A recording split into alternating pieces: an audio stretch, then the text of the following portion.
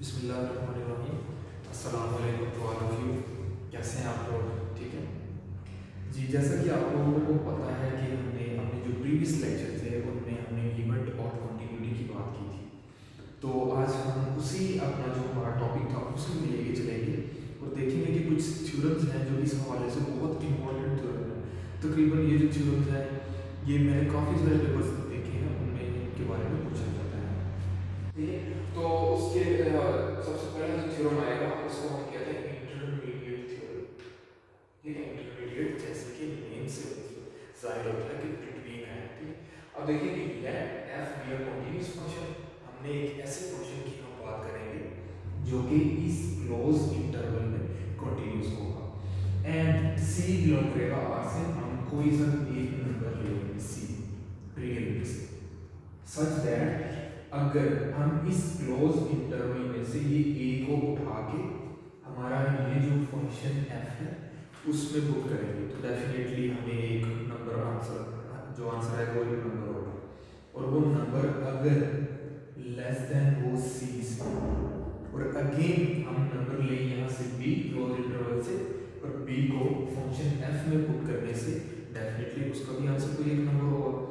उस वो जो नंबर होगा वो अगर सी से ग्रेटर देन इससे इससे वो नंबर लेस देन हो और बी जब पुट करें तो वो सी से ग्रेटर देन हो। अगर ये दोनों कंडीशंस हो देन क्या होगा, there is at least one point x not जो कि बिलोंग करता होगा क्लोज इंटरवल ए और बी से, सच दैट कोई भी एक नंबर हम फंक्शन में एक्स नॉट की वैल्यू पुट करें तो आंसर हमारा है सी का। अब देखिए अगर हम इसको हम फिगर से देखें कि हमने इंटरवल क्रॉस इंटरवल की बात की है, उसमें ए और बी एंडिंग पॉइंट है। ठीक है, ए को हमने जब फंक्शन में पुट किया तो आंसर लेस देन सी आया, तो जब हमने बी को फंक्शन में पुट किया तो आंसर ग्रेटर देन सी आया। तो डेफिनेटली फिर इस इंटरवल में एक एक्स नॉट पॉइंट ऐसा जरूर होगा कि जिसका आंसर सी है। अगर हम इस फिगर को देखें एटलीस्ट इसमें वर्ड यूज होगा at least one point x not. एक से जो एक्स नॉट है एक भी हो सकता है और एक से ज्यादा भी हो सकता है। जैसे ये फिगर में देखें कि ये फंक्शन ये जो लाइन इसकी शो हो रही है ये फंक्शन की डोमेन को शो करेगा। देखिए ये फंक्शन को यहाँ पे भी कट कर रहा है, यहाँ पे भी इस जगह को कट कर रहा है, यहाँ पे भी कट कर रहा है, तो ये एक्स नॉट वैल्यू थी। ठीक है, अब इन वैल्यूज पे जो फंक्शन है वो आंसर सी देगा, तो ये हमारा है इंटरमीडिएट वैल्यू थ्योरम। अब हम बात करते हैं, हम नेक्स्ट थ्योरम पे जाते हैं कि if F is a continuous on closed interval. एक हमें ऐसा फंक्शन लेना है जो कि क्लोज इंटरवल पे कंटीन्यूअस है। ठीक है, एंड एफ ऑफ ए हमने वही जो यहाँ पे बात की थी कि फंक्शन में हमने ए को पुट करना है, ये जो ए यहाँ से उठा के हमने फंक्शन में पुट किया उसका डेफिनेटली कोई आंसर होगा। और उसके बाद हमने ये बी पॉइंट लिया, बी पॉइंट लेके दोनों का अगर जो भी आंसर होगा उसको हम देखेंगे। अगर उन दोनों का आंसर अपोजिट है, अपोजिट का क्या मतलब है, अगर इसका आंसर पॉजिटिव आ रहा है इसका आंसर नेगेटिव आ रहा है, या इसका नेगेटिव आ रहा है और इसका पॉजिटिव आ रहा है। ठीक है, दोनों आंसर के जो साइंस हैं वो अपोजिट हो, एक पॉजिटिव हो और एक नेगेटिव हो, देन क्या होगा, f of c not is equal to 0 for at least one। कोई सा भी एक पॉइंट c नॉट ऐसा जरूर होगा जो कि ओपन इंटरवल में लाई कर रहा होगा। क्या मतलब है इसका, कि हमारे पास एक फंक्शन जिसपे हम इस इंटरवल में से दोनों दो वैल्यूज को पुट करें, दोनों के आंसर पॉजिटिव और नेगेटिव आ रहा, तो उसके बिटवीन एक पॉइंट ऐसा जरूर होगा जहां पे इसका आंसर वो पॉइंट को पुट करने से फंक्शन का आंसर क्या होगा, जीरो होगा। फॉर एग्जांपल अगर हम एक एग्जांपल की यहाँ पे अगर हम बात करें तो हमारे पास एक फंक्शन आएगा y इज इक्वल टू, अगर x हम सिंपल सा एक फंक्शन ले लेते हैं तो इसमें अगर हम एंडिंग पॉइंट ले लें इसका -1 और 1, तो देखिए जो फंक्शन y जो x1 पे y का आंसर -1 होगा और जब 1 पुट करेंगे तो y का आंसर क्या आएगा जी 1 आएगा। तो डेफिनेटली अब इसमें 0 बिलोंग करता है कि इस फंक्शन में हम वैल्यूज की पुट करें तो आंसर हमारे पास 0 है। ठीक है जी, अब आगे हम मूव करते हैं। आगे थ्योरम बाउंडेडनेस थ्योरम है।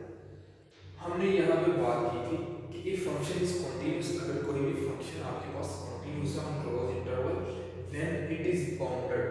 डेफिनेटली कोई भी फंक्शन कंटीन्यूअस कब होता है? कंटीन्यूअस तब होता है जब उसकी लिमिट्स एग्जिस्ट करती हैं, और जब लिमिट एग्जिस्ट करती है तो लिमिट का आंसर एक डेफिनेट नंबर आता है। ठीक है, तो अब वो डेफिनेट जो नंबर है वो फंक्शन को क्या कर देगा? वो बाउंड कर देगा।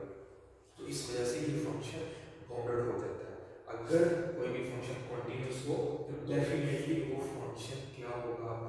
बाउंडेड भी होगा। जी, अब नेक्स्ट एक थ्योरम है एक्सट्रीम वैल्यू थ्योरम। इसमें भी वो कह रहा है कि if f is continuous on closed interval, हमारा जो फंक्शन है वो एक क्लोज इंटरवल में क्या होगा? कंटीन्यूअस होगा। And m, capital M and small m are supremum and infimum. ये जो कैपिटल M है ये उसका सुप्रीमम होगा और ये जो स्मॉल m है ये उसका इन्फिमम होगा। फॉर एग्जांपल इसका क्या मतलब है कि सुप्रीमम और इन्फिमम? अगर कोई सा भी हम एक इंटरवल ले लें या कोई नंबर्स हम ले लें 1 और ये 3 हम कह रहे हैं, अब ये जो इसका इन्फिमम सुप्रीमम होगा वो 3 होगा, और अगर इसके इन्फिमम की बात की जाए तो वो 1 होगा।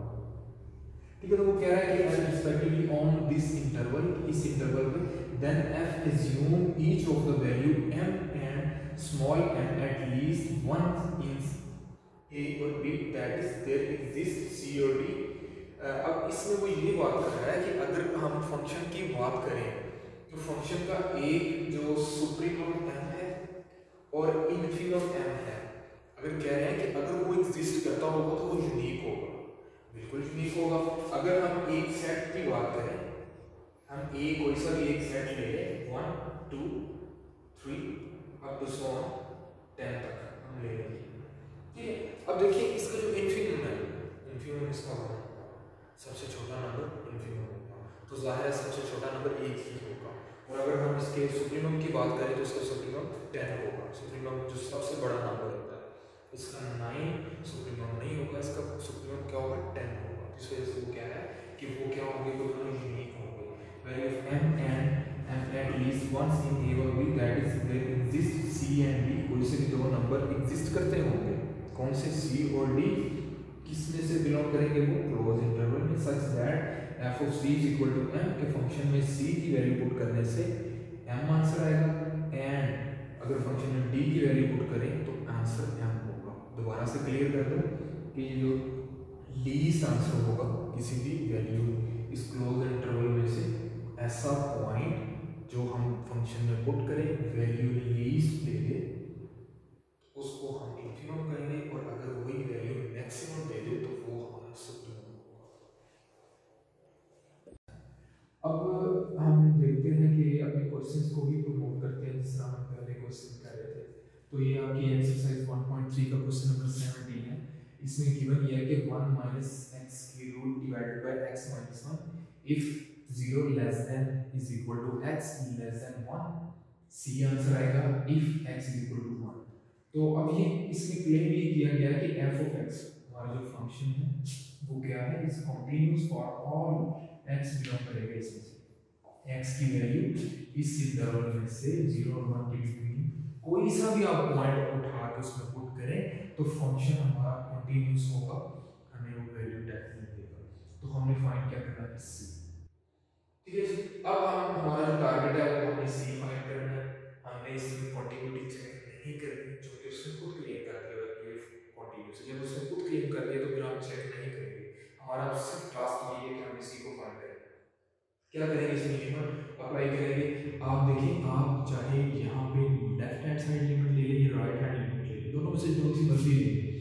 तो जब हमने इसको लेफ्ट हैंड लिमिट को लिया तो उसके लिए हम ये लेस देन वाला साइन आएगा लेफ्ट हैंड के लिए, x लेस देन 1 जो वो फंक्शन हम यूज करेंगे 1 माइनस x के root divided by x minus 1, ऊपर वाले से माइनस 1 को कॉमन लेके x के रूट माइनस 1 डिवाइडेड बाय, अब इस x को मैं लिख सकता हूं x के रूट का स्क्वायर माइनस 1 को लिख सकता हूं 1 का स्क्वायर।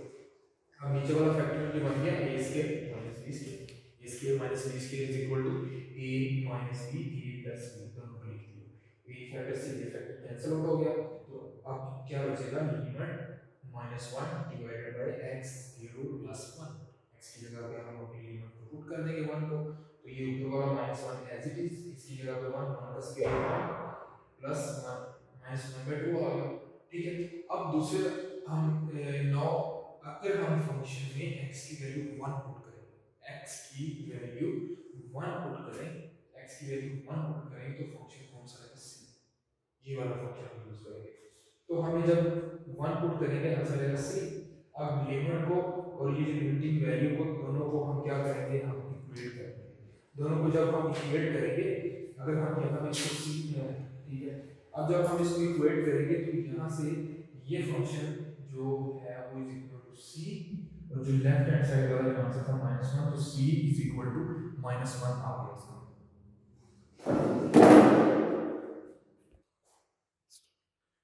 अब हम नेक्स्ट क्वेश्चन करते हैं, क्वेश्चन 18। ये पीसवाइज फंक्शन है, इसमें तीन फंक्शन दिए हैं। ठीक है, अब जो फर्स्ट में है कि x plus 4 if -6 less than is equal to x less than -2, दूसरे के लिए ये होगा, तीसरे के लिए ये होगा। अब जो हमने इसी चेक करना है कि find the points of this continuity. अब यहाँ पे जो जो बात देखने वाली है वो एक तो ये दी हो रहा है -6, उसके बाद -2 आ गया, फिर उसके बाद 2 और ये +6, ये -2 इसी में आ गया, 2 इसी में आ गया। ठीक है, अब ये बेसिकली हमें ये चार पॉइंट है, हमने अगर तुमने कहा होगा ना कि एक स्पेसिफिक पॉइंट, तो फिर हमें जस्ट उसी पॉइंट पे कंटिन्यूटी चेक करनी थी और देखना था कि फंक्शन उस पॉइंट पे कंटिन्यूअस है या नहीं। अब हमें जो ये लिमिट बता रही है कि आपने चार पॉइंट पे चेक करना है। ठीक है, अब देखें कि यहाँ पे x ग्रेटर देन -6 है ना, तो ऐसा कोई भी साइन है जिसमें लिखा हो x लेस देन 6 या x लेस देन -6, इसका मतलब है ये जो फर्स्ट कंडीशन है ये इसमें होल्ड नहीं करेगी।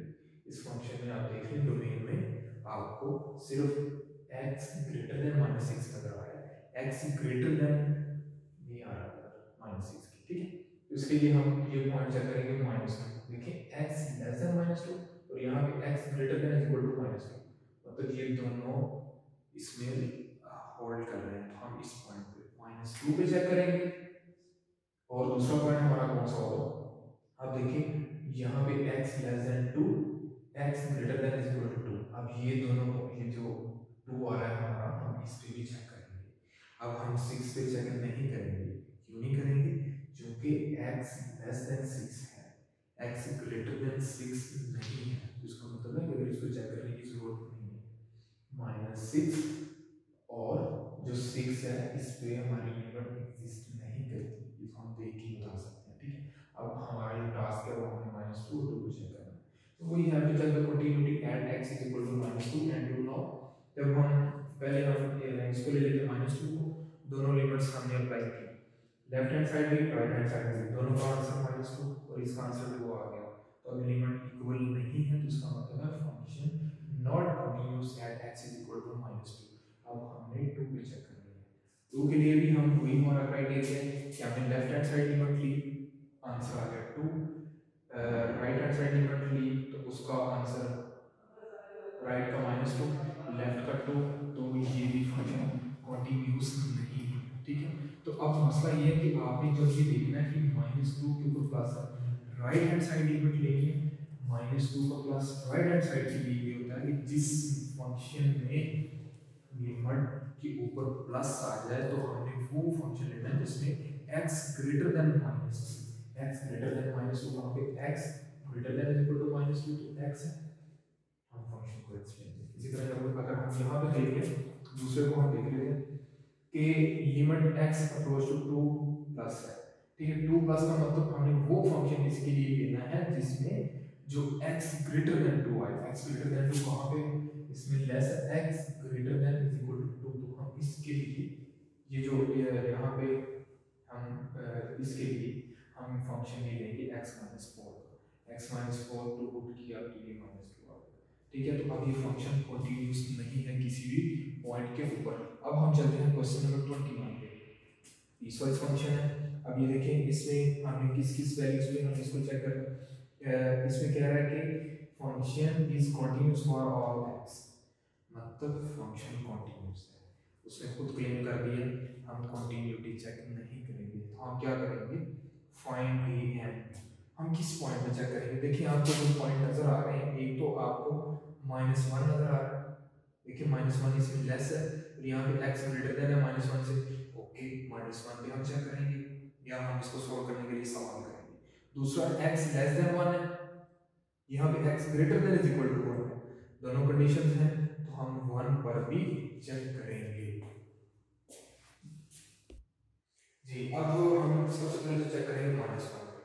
-1 पे हम करने के लिए हम क्या करेंगे, हम उसकी लेफ्ट हैंड साइड लिमिट और राइट हैंड साइड लिमिट को हम यूज करेंगे या अप्लाई करेंगे। तो अब -1 इस पॉइंट्स पे जब हम पहले लेके चलेंगे तो उसकी लेफ्ट हैंड साइड लिमिट के लिए हम कौन सी वैल्यू यूज करें, सॉरी राइट हैंड साइड है, इसके ऊपर प्लस है, राइट हैंड साइड है, तो राइट हैंड साइड के लिए हम x ग्रेटर देन वाला फंक्शन x ग्रेटर देन -1, तो a प्लस b हम यूज करेंगे, a प्लस b, तो अब x की जगह में -1 पुट करेंगे तो -a प्लस b बन जाएगा।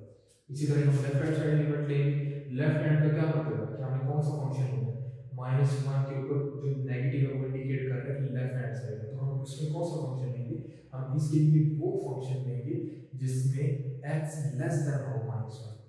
तो देखिए x लेस देन -1 है, तो ये फंक्शन कौन सा बन रहा है, x क्यूब लिख दिया, x की जगह पे -1 पुट किया, तो चूंकि पावर ऑड नंबर है तो -1 आंसर आएगा।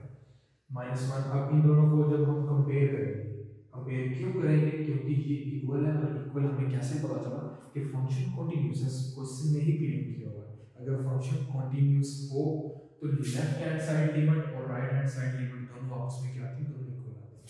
तो अब ये -a प्लस b, ये इसका आंसर इज इक्वल टू -1 आ गया। तो दोनों साइड पे जब माइनस को कॉमन लेंगे तो उसको कट कर देंगे तो a minus b is equal to 1 आ गया, इसको इक्वेशन नंबर 1 किया जाए। नाउ हमने -1 के लिए चेक कर लिया, अब हम +1 के लिए चेक करेंगे। +1 के लिए हम क्या करेंगे, वही प्रोसीजर है जो हम पिछले क्वेश्चन से करते आ रहे हैं कि आपने लेफ्ट हैंड साइड लिमिट और राइट हैंड साइड लिमिट को अप्लाई करना है। अब सबसे पहले हम राइट हैंड करेंगे, आपकी मर्जी है, पहले आप राइट हैंड ले लेंगे या आप लेफ्ट हैंड ले लेंगे। हमने पहले यहाँ पे राइट हैंड को ले लिया, राइट हैंड के लिए 1 के ऊपर प्लस है, 1 के ऊपर प्लस है, हम इसके लिए कौन सा फंक्शन लेंगे, हम इसके लिए वो फंक्शन लेंगे जिसमें x greater than is equal to 1 है। देखिए हम इसमें x greater than is equal to 1 ये, तो इसमें ये फंक्शन आ जाएगा x के प्लस 1 को अप्लाई किया, 1 का square 1 plus 1 1 plus 2 is equal to 3 आ गया। जब हम लेफ्ट हैंड साइड लिमिट लेंगे, लेफ्ट हैंड के लिए कौन सा फंक्शन लेंगे जिसमें x लेस देन x 1 आ जाए, तो ये फंक्शन बनेगा ax प्लस b। अब इसका आंसर जब x को पुट किया 1 आ गया, a प्लस b आ गया। अब उसी तरह ही इन दोनों को कंपेयर करेंगे, a plus b is equal to 3 आ गया, इसको इक्वेशन हम b का नाम दे देंगे। अब हम क्या करेंगे, ये a और b दोनों को हम ऐड करेंगे, a minus 1 is equal to a minus b is equal to 1 और a plus b is equal to 3, दोनों को जब हम ऐड करेंगे ये कट जाएगा, 2 इज इक्वल टू 4, 2 पे डिवाइड करने से a इज इक्वल टू आ जाएगा हमारे पास 2, और फिर हम क्या करेंगे, put a is equal to 2 in equation, चाहे आप a में पुट कर लें या b में पुट कर लें, आपकी मर्जी। तो मैंने क्या किया, मैंने a में पुट किया, a की इक्वेशन कैपिटल लेंगे, यहाँ पे आप a की वैल्यू 2 पुट करें तो क्या आ जाएगा 2 minus b is equal to 1, 2 minus b is equal to 1, तो ये 2 दूसरी साइड पे जाके minus b is equal to 1 minus 2 तो जाके माइनस बन जाएगा, minus b is equal to minus 1, minus minus से कटेगा तो b इज इक्वल टू 1, ये इसका आंसर आ गया। तो ये था